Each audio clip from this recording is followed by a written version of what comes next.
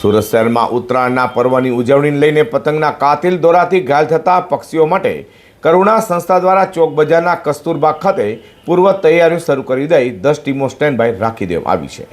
બુધવાર તારીખ 14મી જાન્યુઆરી ઉત્તરાયણ પર્વની ઉજવણી કરાશે। પતંગ રસિકો વહેલી સવારથી ધાબા ઉપર પતંગ ચગાવશે, પરંતુ પતંગ ચગાવતી વખતે ઘાતક દોરીથી હજારો પશુ પક્ષીઓ કપાઈ જતા હોય છે।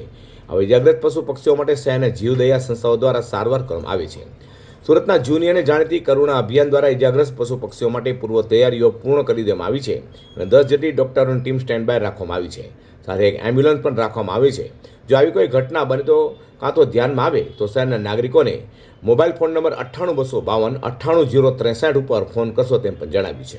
ચોક બજાર કસ્તુરબા ઉદ્યાન ગાર્ડન જે કહેવાતું હતું, જે સરકારની જગ્યા હતી, જે સરકારની મહેરબાનીથી એનું અહીંયા આપણને 13 વર્ષથી ઉપયોગમાં આપ્યું છે।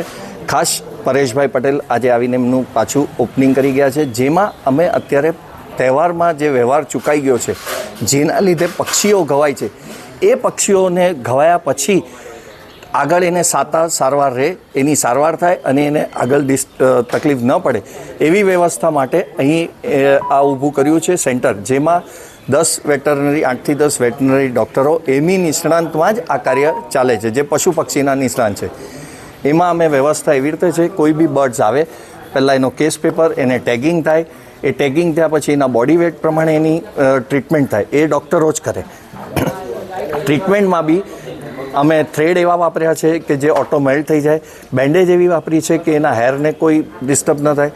હજી એમાં ડૉક્ટરોની સલાહના લીધે અમે એક એનેસ્થેસિયા મશીન લાવ્યા છીએ, જે મશીનથી આપણે બી ડોઝ ક્યારેક પ્લસ માઇનસ થઈ જાય તો ક્યારેક ડિસ્ટર્બ થતું, નુકસાની થતી હતી, તો આ બર્ડ્સ તો બોલી જ નથી શકતું, એટલે એને ઓબ્ઝર્વ કરવું એ આ થેન્ક્સ ટુ ડૉક્ટરો અમારા। ઉત્તરાયણમાં પતંગના કાતિલ દોરાથી લોકો સામે પક્ષીઓ પણ ઇજાગ્રસ્ત થતા હોય, જેને સુરતમાં કરુણા સંસ્થા દ્વારા ઘાયલ પક્ષીઓ માટે પણ અલગ સેન્ટર શરૂ કરાયું છે।